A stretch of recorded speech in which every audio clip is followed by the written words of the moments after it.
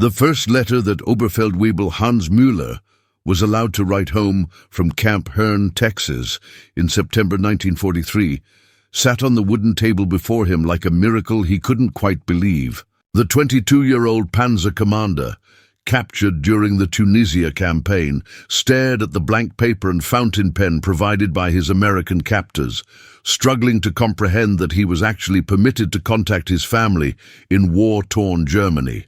"There, really letting us write home?"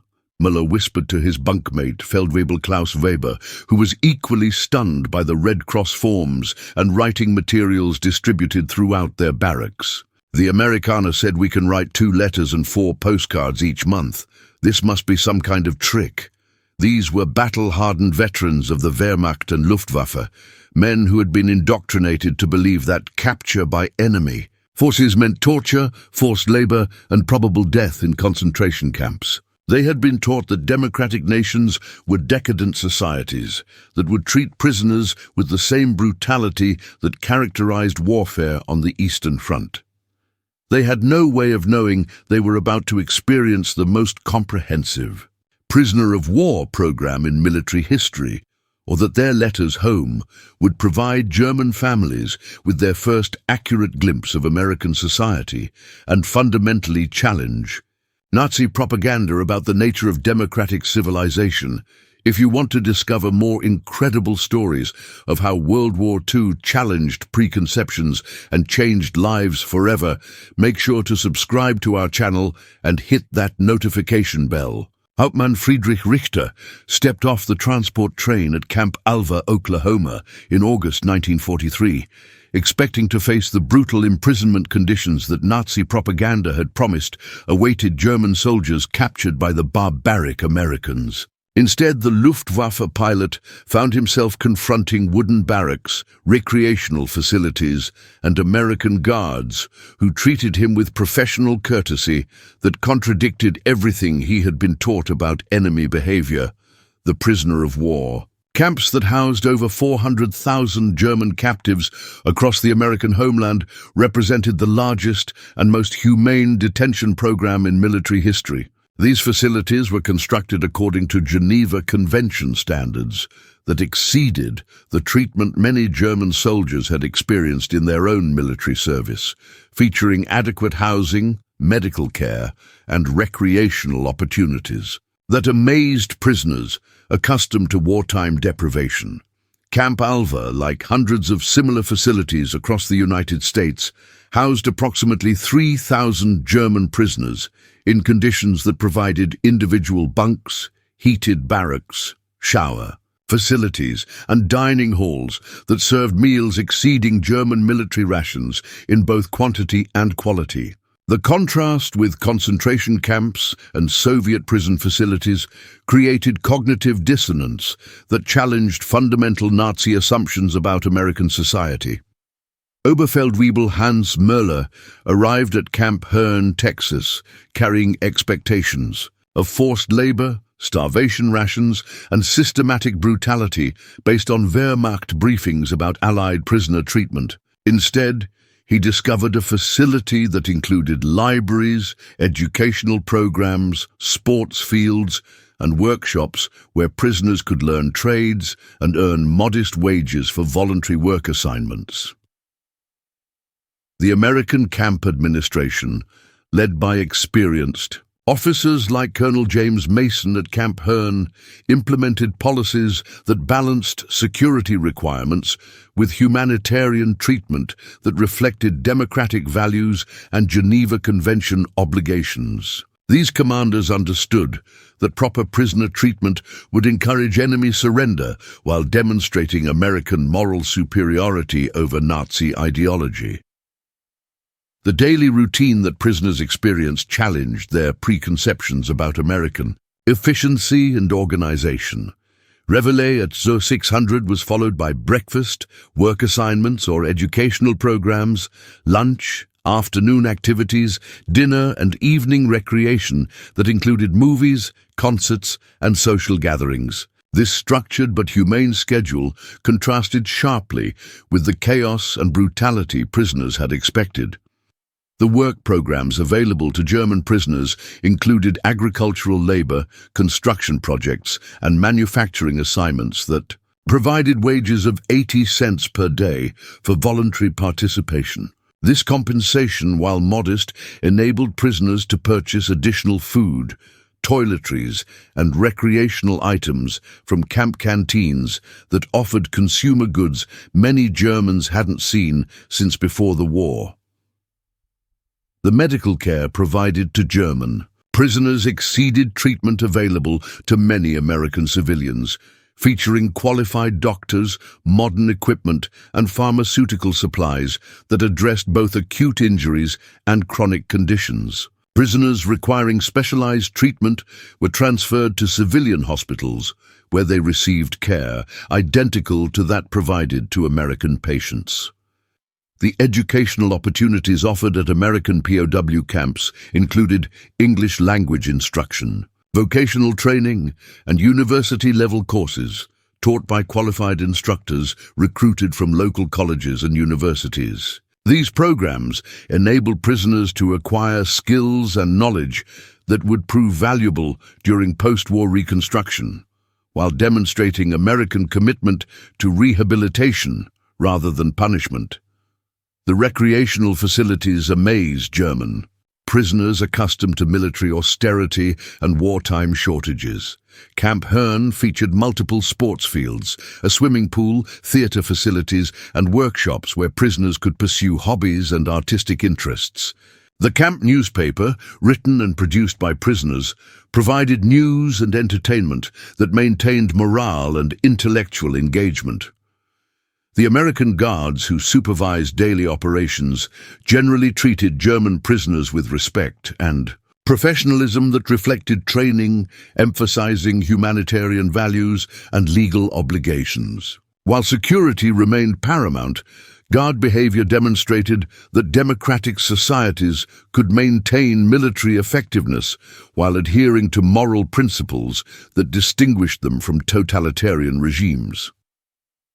The contrast between expected brutality and actual conditions created psychological shock among German prisoners, who struggled to reconcile their direct experience with Nazi propaganda about American decadence and cruelty. Many prisoners began questioning fundamental assumptions about the war and their own government's credibility regarding enemy characterization.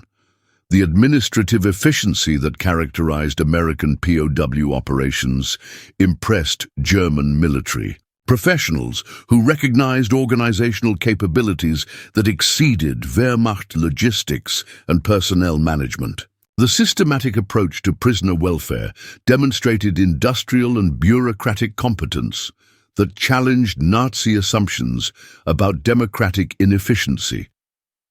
As prisoners adapted to their unexpected circumstances, they began to understand that their American captivity would challenge everything they believed about enemy society, democratic values, and the true nature of the conflict they had been fighting. September 15, 1943. Oberfeldwebel Hans Müller sat at the wooden table in his Camp Herne barracks, fountain pen trembling in his hand, as he attempted to write his first letter home to his wife Maria in bombed-out Hamburg.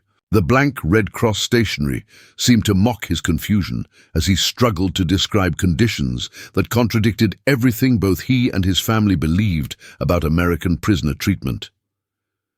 "Meine liebe Maria," Müller began, then stopped, unsure how to explain that he was writing from a camp that provided better food, housing, and medical care than most German civilians were receiving under wartime conditions. The cognitive dissonance between Nazi propaganda and American reality had left him questioning fundamental assumptions about the war and enemy society.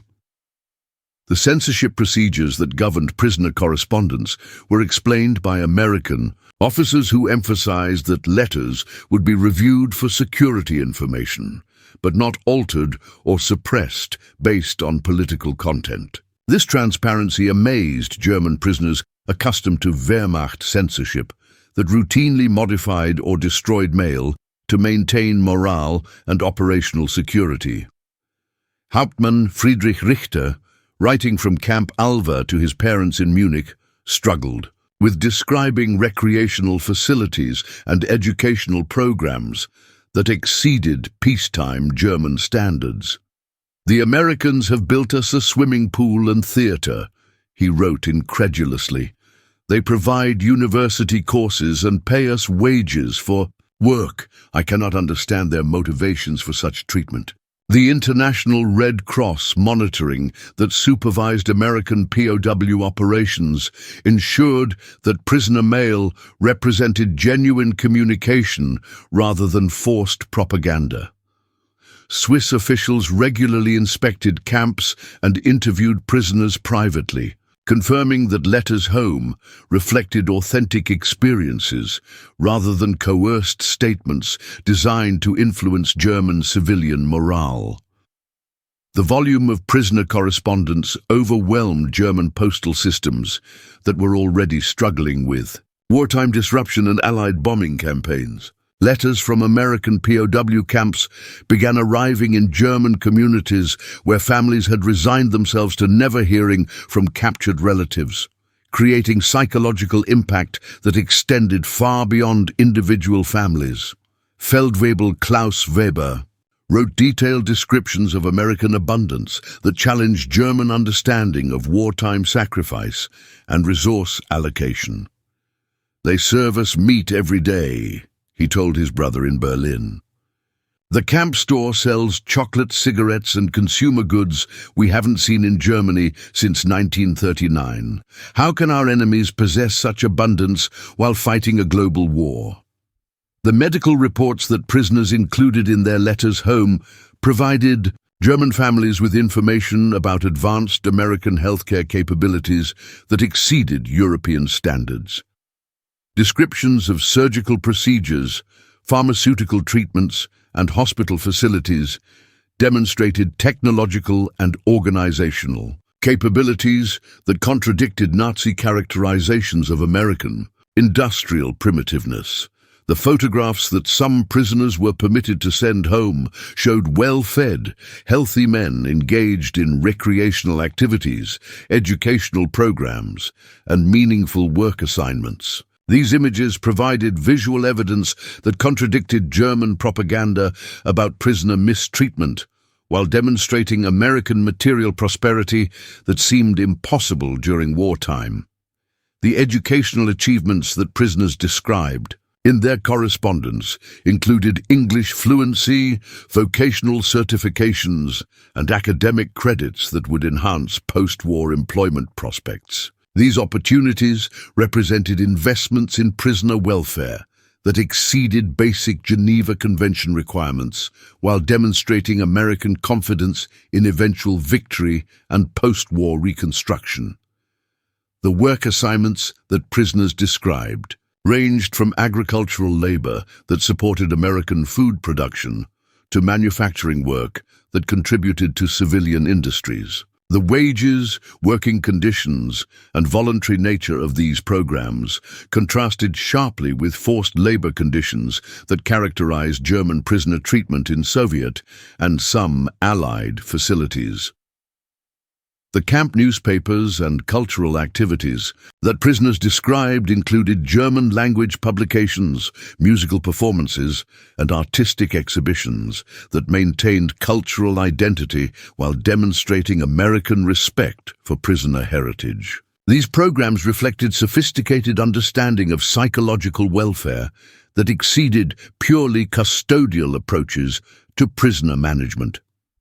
The religious services available to prisoners included both Protestant and Catholic chaplains who conducted regular worship services, provided counseling, and facilitated spiritual reflection that helped prisoners cope with separation from family and uncertainty about post-war futures. This accommodation of religious practice demonstrated American commitment to fundamental human rights. The gradual transformation of prisoner attitudes became apparent through correspondence that evolved from initial suspicion and confusion to grudging respect for American efficiency and humanitarian values. Letters home began reflecting genuine appreciation for treatment that exceeded prisoners' most optimistic expectations while challenging fundamental assumptions about enemy society. As more letters reached German communities, families began sharing information that created networks of communication that contradicted official propaganda about American brutality and democratic weakness, planting seeds of doubt about Nazi credibility that would influence German civilian morale throughout the war's final years. December 1943. In the ruins of Hamburg, Maria Müller clutched her husband's latest letter with trembling hands, reading for the third time his description of Thanksgiving dinner at Camp Herne that included turkey, cranberry sauce, and pumpkin pie served by American volunteers who had driven from nearby towns to celebrate with German prisoners. The contradiction between this reality and Dr. Goebbels's radio broadcasts about American barbarism was becoming impossible to ignore. The cumulative impact of prisoner correspondence was creating underground networks of information that challenged Nazi propaganda throughout German communities. Families shared letters at clandestine gatherings, where they compared notes about American prisoner treatment that consistently contradicted official government statements about enemy brutality and democratic incompetence. Frau Richter, reading her son's letter from Camp Alva describing university courses taught by American professors, began questioning the Nazi characterization of democratic societies as intellectually inferior to German culture. Friedrich writes that American instructors are helping him study engineering and English literature, she confided to her neighbor. How can these be the barbaric people our government describes? The detailed descriptions of American abundance that filled prisoner letters created psychological warfare effects that German censors couldn't effectively counter without completely suppressing POW mail. Letters describing camp stores stocked with consumer goods, recreational facilities that exceeded German peacetime standards, and medical care that surpassed what was available to German civilians created powerful testimony about American war. Production capabilities. The work program wages that prisoners described enabled them to send small gifts home through the International Red Cross, providing German families with American-manufactured goods that demonstrated industrial capabilities and consumer abundance that contradicted Nazi assertions about democratic economic weakness. These tangible evidences of American prosperity spoke louder than any propaganda. The photographs that continued arriving showed German prisoners engaging in activities that reflected mental and physical health maintenance that challenged Nazi propaganda about prisoner abuse. Images of prisoners playing soccer, attending concerts, and participating in educational programs provided visual evidence that contradicted official government statements about American treatment of captured personnel. The educational opportunities that prisoners described included not just vocational training, but liberal arts education that exposed them to democratic philosophy, American history, and alternative political systems. These intellectual experiences created ideological challenges that many prisoners carried with them throughout their imprisonment and into post-war reconstruction. The religious tolerance that prisoners experienced contradicted Nazi characterizations of American society as godless and materialistic. Letters describing chapel services, pastoral counseling, and accommodation of different Christian denominations demonstrated respect for spiritual values that exceeded what many prisoners had experienced in Wehrmacht service. The American civilian. Contact that prisoners described through volunteer programs brought German captives into direct contact with ordinary Americans whose behavior contradicted Nazi propaganda about democratic societies. Letters home described friendly interactions with local farmers, church groups, and community organizations that challenged fundamental assumptions about enemy character. The medical care reports that prisoners sent home included descriptions of surgical procedures, dental work, and psychiatric treatment that exceeded standards available to many German civilians during wartime. These accounts provided evidence of American healthcare capabilities that contradicted Nazi assertions about democratic inability to provide adequate social services. The camp libraries that prisoners described contained German literature, scientific texts, and international publications that provided access to information and perspectives that had been suppressed in Nazi Germany. Letters home, describing books, newspapers, and magazines, created appetites for intellectual freedom that would influence post-war German reconstruction.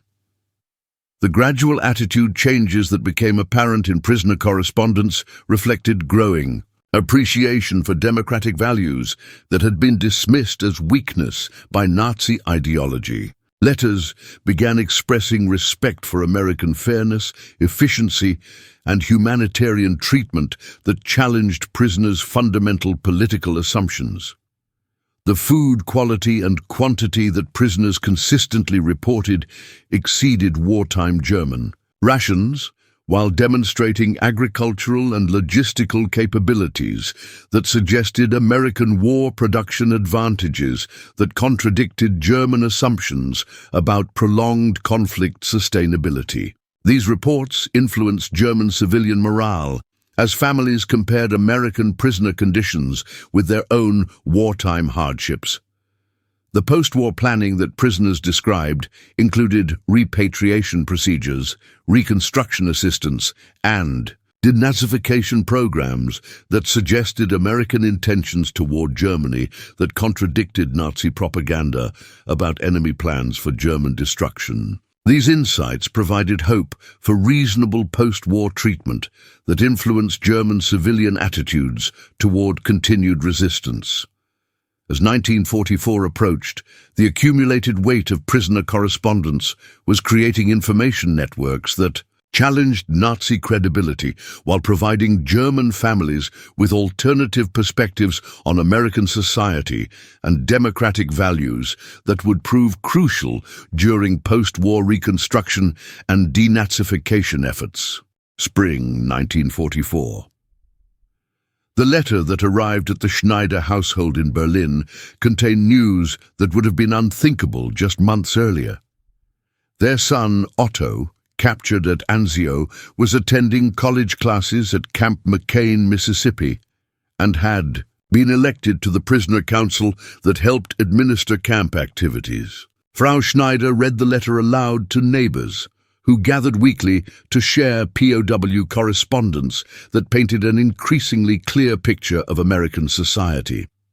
The prisoner council elections that German POWs described in their letters home represented democratic participation that many prisoners had never experienced under Nazi totalitarianism. Camp administrators encouraged prisoner self-governance through elected representatives who mediated disputes, organized recreational activities, and provided liaison between captives and American authorities, demonstrating democratic principles. In action, the educational achievements that prisoners reported included completion of correspondence courses with American universities, vocational certifications that would enhance post-war employment prospects, and language skills that enabled meaningful communication with American instructors and guards. These intellectual opportunities represented investments in prisoner welfare that exceeded basic Geneva Convention requirements. Obergefreiter Paul Becker, writing from Camp Shelby, Louisiana, described participating in theatrical productions that included American volunteers and audiences from nearby communities. The Americans applaud our performances and treat us as fellow human beings rather than enemies, he wrote to his family in Dresden. I am beginning to understand that we may have been deceived about their true character. The work release programs that some prisoners described enabled them to labor on American farms and in civilian industries, where they earned wages comparable to American workers while observing domestic life that contradicted Nazi propaganda about democratic decadence. Letters home described prosperous farms, well-maintained communities, and family life that reflected stability and contentment. The American technological capabilities that prisoners observed and described included modern agricultural equipment, efficient transportation systems, and industrial processes that demonstrated organizational competence and material abundance that challenged German assumptions about democratic inefficiency. These first-hand observations provided credible testimony about American war production capabilities. The religious freedom that prisoners experienced included not just Christian worship, but access to philosophical and ethical instruction that encouraged critical thinking about moral responsibility and individual conscience. Letters home described chaplains who encouraged prisoners to examine their own values and consider alternative approaches to social organization and political authority. The civilian interaction programs that developed at many camps brought German prisoners into contact with American families, community organizations, and educational institutions that provided authentic glimpses of democratic society. Letters describing these encounters consistently contradicted Nazi characterizations of American culture as superficial and materialistic. The mail delivery efficiency that enabled regular correspondence demonstrated American logistical capabilities that impressed German military professionals. Letters traveled between American POW camps and German addresses faster and more reliably than domestic German mail, providing evidence of organizational competence that contradicted Nazi propaganda about democratic chaos. The medical experimentation that prisoners initially feared based on Nazi propaganda proved to be humanitarian healthcare that exceeded treatment available to many American civilians. Letters home described surgical procedures, psychological counseling, and rehabilitation programs that demonstrated American commitment to prisoner welfare that extended beyond legal requirements. The camp newspapers produced by prisoners themselves provided uncensored communication that enabled German families to share information about American society and prisoner treatment across Nazi communication restrictions. These publications created underground information networks that challenged official propaganda while providing alternative perspectives on the war's progress. The denazification programs that began appearing at some camps in late 1944 exposed prisoners to democratic political theory and historical information about Nazi policies that had been suppressed in Germany.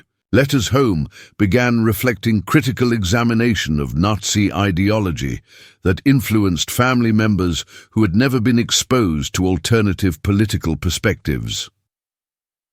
The post-war planning discussions that prisoners described included American intentions for German reconstruction that emphasized democracy, economic recovery, and international cooperation rather than the vindictive punishment that Nazi propaganda had predicted. These insights provided hope for reasonable treatment that influenced German civilian attitudes toward continued resistance. The transformation of prisoner attitudes became increasingly apparent through correspondence that evolved from initial hostility and suspicion to respectful appreciation for American treatment and growing criticism of Nazi policies. Letters home began explicitly questioning German government credibility while praising democratic values and humanitarian principles. As Allied forces advanced toward German borders in 1944, the information provided by prisoner correspondents created psychological preparation for occupation that emphasized cooperation rather than resistance, contributing to relatively peaceful transitions that facilitated post-war reconstruction and denazification efforts. May 1945. The war was over, and Oberfeldwebel Hans Müller stood in the repatriation center at Camp Herne, preparing to return to a Germany he barely recognized after 2 years of imprisonment that had fundamentally altered his understanding of democracy, human rights, and moral responsibility. The man boarding the Liberty ship bound for Hamburg bore little resemblance to the convinced Nazi who had surrendered in Tunisia 30 months earlier. The repatriation process that returned over 400,000 German prisoners to their homeland created one of the largest informal denazification programs in history, as former POWs carried democratic values and accurate information about American society back to communities that had been isolated by Nazi propaganda for over a decade. These returning soldiers became inadvertent ambassadors for democratic principles and humanitarian treatment.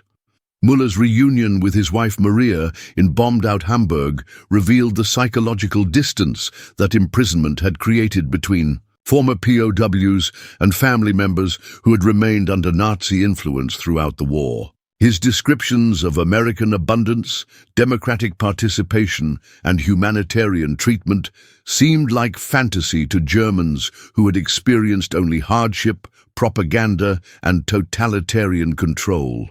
The skills and education that prisoners had acquired during their American captivity provided crucial human resources for German reconstruction.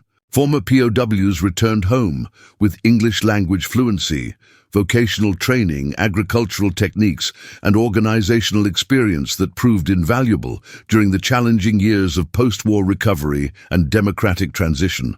Hauptmann Friedrich Richter, returning to Munich with a university degree earned through correspondence courses at Camp Alva, discovered a city whose population was hungry for the kind of accurate information about democratic societies that only POWs possessed. His accounts of American efficiency, prosperity, and humanitarian values provided credible testimony that challenged remaining Nazi sympathies while supporting Allied occupation policies. The democratic participation that former POWs had experienced through prisoner councils, elections, and self-governance provided practical knowledge about democratic processes that proved crucial during Germany's political reconstruction. These veterans of American democracy became leaders in local communities where they applied lessons learned about compromise, representation, and individual rights.